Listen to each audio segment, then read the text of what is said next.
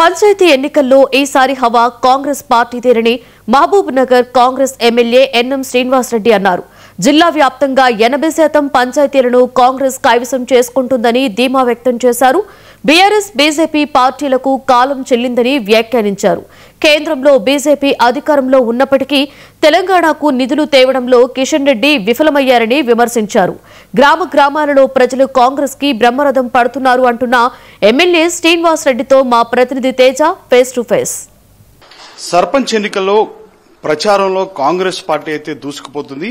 ప్రతి గ్రామంలో కూడా ఇంటింటి ప్రచారం చేస్తూ మొత్తంగా ప్రచారంలో కాంగ్రెస్ పార్టీ అయితే హోరెత్తిస్తుంది. అసలు కాంగ్రెస్ పార్టీ ఏ విధమైనటువంటి హామీ గ్రామాలకు ఇస్తుంది, ప్రజల నుంచి ఏ విధమైనటువంటి స్పందన వస్తుంది, అక్కడ ఏం సమస్యలు ఫైండ్ అవుట్ చేశారు, ఇలాంటి అన్ని అంశాలు కూడా మనతో మాట్లాడటానికి మహబూబ్ నగర్ ఎమ్మెల్యే ఎన్ఎం శ్రీనివాసరెడ్డి గారు మనతో ఉన్నారు. మాట్లాడదాం. సార్ నమస్తే.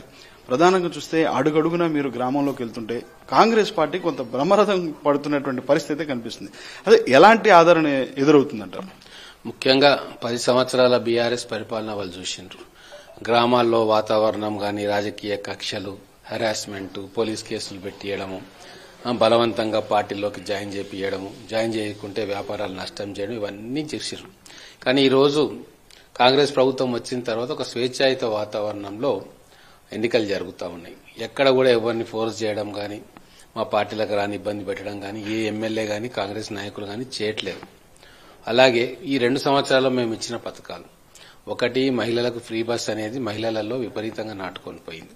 తర్వాత మహిళా సంఘాలకు కూడా గత 10 సంవత్సరాల్లో వాళ్ళు పావలా వడ్డీ ఇవ్వలే. మేము క్రమం తప్పకుండా పావలా వడ్డీ ఏదైతే వాళ్ళు వడ్డీ కడతా ఉన్నారో మహిళలు, వాళ్ళకన్నిటికీ రిటర్న్ చేస్తా ఉన్నాం.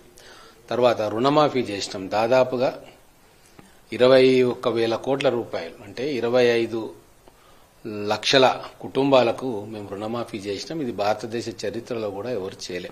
సరే, ఊరికి ఒక్కరికో ఇద్దరికో రాకపోవచ్చు, కానీ 300-400 మంది ప్రతి ఊర్లో కూడా రుణమాఫీగా 2 లక్షల రూపాయలు తీసుకున్నారు. వాళ్ళ రుణం మాఫీ. అలాగే గతంలో ఎవ్వరూ చేయని విధంగా 10 సంవత్సరాల్లో వాళ్ళు రేషన్ కార్డు ఇవ్వాలి. మేము అందరికీ కూడా శాచ్యురేషన్ మోడ్లో రేషన్ కార్డు ఇచ్చి దాంతోపాటు సన్నబియ్యం ఇస్తా ఉన్నాం. అది వాళ్ళు కల్లో కూడా ఊహించండి. రేషన్ షాపులో దొడ్డు బియ్యం వచ్చేది, అది తీసుకొని వెంబడే పక్కన రేషన్ షాప్ డీలర్కు పక్కన అమ్మేసి 10 రూపాయలకు 11 రూపాయలకు అమ్మి దాంతో వెళ్లి సన్న బియ్యం కొనుక్కొని ఇంటికి తీసుకొచ్చేవాళ్ళు. అది 40 రూపాయల దాకా అప్పుడు ధర వచ్చేది. కానీ ఇప్పుడు సన్న బియ్యమే మనం రేషన్ షాపులలో ఇస్తా ఉన్నాం. కాబట్టి మహిళలు చాలా సంతోషంగా ఉన్నారు, ఇంటిల్లిపాది సంతోషంగా ఉన్నారు. 200 యూనిట్ల ఫ్రీ కరెంట్ ఒకటి ప్రతి పేదవాడికి కూడా 600 నుంచి 1000 రూపాయలు ప్రతి నెల సేవింగ్ అవుతా ఉంది. సో ఇట్లా అన్ని రకాలుగా మేము ప్రజలకు ఉపయోగపడేది, పేద వర్గాలకు ఉపయోగపడేది, గ్రామాల్లో ఉండే పేదలకు ఉపయోగపడే కార్యక్రమాలు చేస్తా ఉన్నాం. ఇక్కడ కూడా ఏకగ్రీవాలు కూడా ఎక్కువ లేవు. మీరు గమనిస్తే మేము ఎప్పుడు కూడా ఎమ్మెల్యేలు కానీ మా నాయకులు కానీ ప్రెజర్ పెట్టలే. గ్రామాలకు పోయి నువ్వు విత్డ్రా చేసుకొని నిలబడని చెప్పలే. చాలా గ్రామాలలో పోటీ కాంగ్రెస్ 2 అభ్యర్థులు ఉన్నారు. వాళ్ళను కూడా పిలిచి మేము ఏకగ్రీవం చేయొచ్చు, కానీ చేసుకోదలుచుకోలేదు. ఎందుకంటే సర్పంచ్ల ఎన్నికలు అనేది గుర్తు మీద జరగదు. మంచి వ్యక్తులను ఎన్నుకోవాలి, గ్రామం అభివృద్ధి గురించి పాటుపడే వ్యక్తులను ఎన్నుకోవాలి. ఒక పార్టీలో 2 పోటీ పడుతుంటే ఇద్దరిట్లో ఎవరు మంచి వ్యక్తి, ఎవరు బాగా సేవ చేస్తారు, లేదు ఎవరికి అవకాశం ఇవ్వాలన్నా గ్రామస్తులు నిర్ణయించుకోవాలి. అంటే ఒక ప్రజాస్వామ్య స్ఫూర్తి అనేది కాంగ్రెస్ పార్టీ ఎప్పుడు కూడా కాపాడుకుంటుంది. గతంలో భిన్నంగా ఈరోజు గ్రామాల్లో ఎక్కడ కొట్లాటలు లేవు, టెన్షన్స్ లేవు. మేము కూడా ఎమ్మెల్యేల ప్రచారానికి పోవట్లే, వద్దంటున్నాం. ఎందుకంటే మేము అక్కడికి వస్తే వాళ్ళని విమర్శించాలి, వీళ్ళని విమర్శించాలి, అవసరం లేదు. ప్రశాంత వాతావరణంలో ఎన్నికలు జరగాలని చెప్పి ఎమ్మెల్యేలు గ్రామాలలో ప్రచారం చేస్తలేరు. ఒక ప్రిస్టేజియస్ గా ఎవరు తీసుకోవట్లేదు. గ్రామస్తులు ఎవరు నచ్చి మెచ్చి సర్పంచ్ ఎన్నికైతే వారితో మేము పనిచేయడానికి సిద్ధంగా ఉన్నాం. కానీ కాంగ్రెస్ పార్టీ ఒక అపవాదం అయితే మూటగట్టుకునేటువంటి పరిస్థితి వస్తుంది. ఎందుకంటే పదే బీఆర్ఎస్ పార్టీ కానీ బీజేపీ పార్టీ కానీ, అంటే బీఆర్ఎస్ పార్టీ ప్రత్యేకించి ఏమంటుందంటే ఈ 10 సంవత్సరాల కాలంలో బీఆర్ఎస్ పాలనలో ప్రతి గ్రామాన్ని అభివృద్ధి చేసుకుంటూ వెళ్ళాం. కానీ కాంగ్రెస్ పార్టీ అధికారంలోకి వచ్చిన తర్వాత 2 సంవత్సరాల పాటు ఎన్నికలు నిర్వహించకుండా కాలయాపన చేసింది. దానివల్ల వచ్చేటువంటి కేంద్ర ప్రభుత్వం నుంచి వచ్చేటువంటి నిధులన్నీ ఆగిపోయాయి. దీనివల్ల గ్రామాలలో అభివృద్ధి కుంటుపడింది. చాలా మంది బిల్లులు కట్టలేక ఆత్మహత్యలు చేసుకున్నారని చెప్పే ప్రయత్నం చేస్తున్నారు. మీరు కాంగ్రెస్ పార్టీకి ఏ విధమైనటువంటి కౌంటర్ చేస్తారు? ఇప్పుడు అన్ని పూర్తిగా అబద్దం. ఆత్మహత్యలు జరిగింది బీఆర్ఎస్ 10 ఏళ్ల పరిపాలనలో. కాంగ్రెస్ ప్రభుత్వం వచ్చిన తర్వాత ఇమ్మీడియట్ గా రుణమాఫీ చేసేసినాం. ఇప్పుడు ఆత్మహత్యలకు కారణం ఏంది? రుణమే కదా. అది ఇమీడియట్ గా చేసేసినాం. కాబట్టి ఎందుకు ఆత్మహత్యలు చేసుకుంటారు? ఇంకొకటి, కాంగ్రెస్ పార్టీ రాగానే బోనస్ డిక్లేర్ చేసినాం. మంచి గిట్టుబాటు ధర వచ్చింది, వర్షాలు పడ్డాయి, పంటలు బాగా పండినాయి, అన్ని రకాలుగా రైతులకు లాభమైంది. మరి రైతులకు లాభమైన తర్వాత ఎందుకు ఆత్మహత్యలు చేసుకుంటారు? ఆత్మహత్యలు చాలా తగ్గినాయి గతంలో కంటే ఇప్పటికీ కూడా. అలాగే ఇంటిల్లిపాది చేసే ఖర్చును కూడా మేము చాలా వరకు తగ్గించినాం. అంటే నెలకు గతంలో ఒక 1000 రూపాయలు ఖర్చు చేసి ఇప్పుడు 500కే మొత్తం కూడా వస్తుంది. ట్రావెల్ ఛార్జ్ లేదు, సిలిండర్ ఖర్చు లేదు, సామాన్యుడు చాలా కంఫర్టబుల్ గా ఉన్నాడు, ఎక్కడ హెరాస్మెంట్ లేదు. కాబట్టి చాలా సంతోషంగా ఉన్నాడు. అయితే ఈ సర్పంచ్ ఎలక్షన్స్ డిలే అయినాయి వాస్తవమే. కానీ ఎందుకు డిలే అయినాయి? బీసీ 42% బ్యాక్వర్డ్ క్లాసెస్ కు రిజర్వేషన్ రావాలి అని చెప్పి మేము సిన్సియర్ గా ప్రయత్నం చేసి అన్ని రకాల ఆప్షన్స్ ను కూడా మేము ఎక్స్ప్లోర్ చేసినాం కాబట్టి డిలే అయింది. వాళ్ళు ఆ ప్రయత్నం చేయలేదు కదా. 10 సంవత్సరాలు కాలయాపన చేసిండ్రు, ఇస్తామని చెప్పిండ్రు. మేము ఇస్తామని చెప్పి అసెంబ్లీలో పాస్ చేసినాం, ఆర్డినెన్స్ తీసుకొచ్చినాం, ఢిల్లీలో ధర్నా చేసినాం, గవర్నర్ దగ్గర పంపించినాం బిల్లును, రాష్ట్రపతి దగ్గరికి పోయినాం. మేము ఒక రాష్ట్ర ప్రభుత్వంగా చేయాల్సిన అన్ని కార్యక్రమాలు కూడా చేసినాం.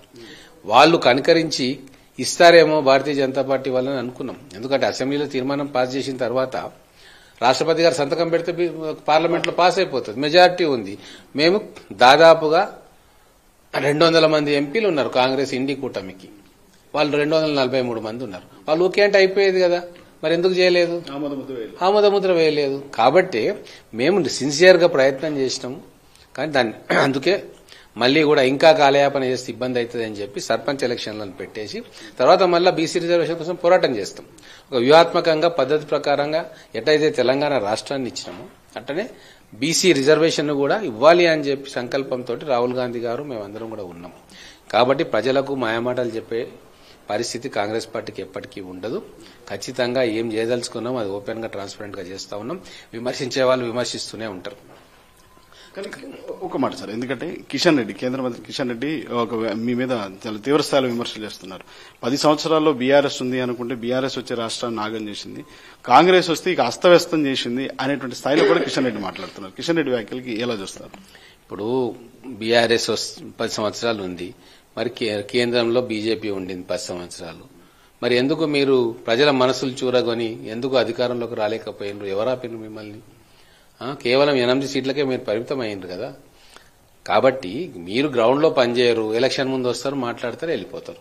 మీరు టైంపాస్ చేయడానికి రాజకీయాల్లో ఉన్నారు. మీరు ఓన్లీ ఎంపీలు కావాలని ఉన్నారు తప్ప బలోపేతం చేయాలి పార్టీని అనే ఆలోచన ఏ బీజేపీ నాయకునికి కూడా లేదు. గతంలో బీఆర్ఎస్ తో అట్టగాగినరు, ఇప్పుడు మళ్ళా పార్లమెంట్ ఎలక్షన్లలో వాళ్ళతో సపోర్ట్ తీసుకున్నారు. మళ్ళీ ఇప్పుడు కాంగ్రెస్ పార్టీని అంటే ఎట్లయితుంది? కాంగ్రెస్ పార్టీ ఒక ఆల్టర్నేటివ్ డెవలప్మెంట్ మోడల్ ఆవిష్కరించే ప్రయత్నం చేస్తా ఉంది, పేద మధ్యతరగతి వర్గాల కోసం పనిచేస్తా ఉంది. కాబట్టి ఈ రోజు మాకు టెన్షన్ లేదు. ఎమ్మెల్యేగా మెజారిటీ స్థానాలు కాంగ్రెస్ అభ్యర్థులు లేదా కాంగ్రెస్ బలపరిచిన అభ్యర్థులే గెలుస్తారు. అట్లని చెప్పి నేను బీఆర్ఎస్ వాళ్ళు గెలవద్దు, బీజేపీ వాళ్ళు గెలవద్దు అని చెప్పి గ్రామాలలోకి పోయి తిరిగి ప్రచారం చేసి బెదిరించడం అవన్నీ ఏం లేవు. ప్రజాస్వామ్య స్ఫూర్తిగా ప్రజాస్వామ్యబద్దంగా ఎవరు గెలిస్తే వాళ్ళతో కలిసి పనిచేయడానికి మేము సిద్ధంగా ఉన్నాం. కానీ ఓవరాల్ గా ఎన్ని గ్రామ పంచాయతీలు మీరు కైవసం చేసుకోవచ్చు కాంగ్రెస్ పార్టీ? మాదే కాదు, మొత్తం మహబూబ్నగర్ జిల్లాలో కూడా దాదాపుగా 80% వరకు కాంగ్రెస్ పార్టీ బలపరిచిన అభ్యర్థులు కైవసం చేసుకుంటారు. దాంట్లో అనుమానమే లేదు. బీజేపీ అయితే నామమాత్రంగా ఉంది. బీఆర్ఎస్ కూడా 10% ఆర్ 10 మాక్సిమం 10 to 20% కంటే దాటదు వాళ్ళది. సో కాంగ్రెస్ పార్టీ ఇచ్చిన ప్రతి హామీని నెరవేరుస్తూ వస్తుంది. అట్ ద సేమ్ టైం ప్రతి గ్రామాన్ని కూడా, అంటే కేవలం బీఆర్ఎస్ పార్టీ గానీ బీజేపీ పార్టీ గానీ కాంగ్రెస్ పార్టీ పైన అనవసరమైనటువంటి విమర్శలు చేస్తున్నారు కానీ ప్రతి చోట అభివృద్ధి అనేటువంటిది కాంగ్రెస్ పార్టీ చేసుకుంటూ వెళ్తుందని చెప్తున్నారు మహబూబ్నగర్ ఎమ్మెల్యే ఎన్ఎం శ్రీనివాసరెడ్డి. ఇది ఎన్ఎం శ్రీనివాసరెడ్డితో face to face. Video journalist సునీల్తో తేజ 99 టీవీ మహబూబ్నగర్ నుంచి.